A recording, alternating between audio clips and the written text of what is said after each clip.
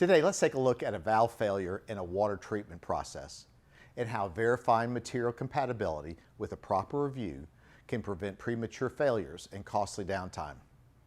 In this case, a water treatment facility installed valves made from PVDF, or polyvinylidene fluoride, installed in a line carrying a mixture containing 20 to 40% sodium hydroxide. PVDF is a semicrystalline thermoplastic fluoropolymer known for its good resistance to acids, bases, chemicals like chlorine, bromine, and even some solvents. On paper, it looked to be the right choice, but in just a few months, the valves developed leaks and brittle cracks. The problem? Environmental stress cracking.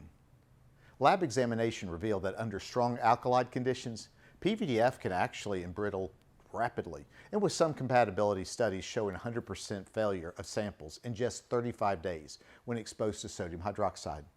Another case documented embrittlement after only 1 month in 20 to 30% sodium hydroxide at elevated temperatures. The lesson?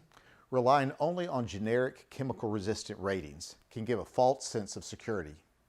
Even plastics rated as chemically resistant can fail under changes in certain condition variables like concentration, temperature, and stress condition.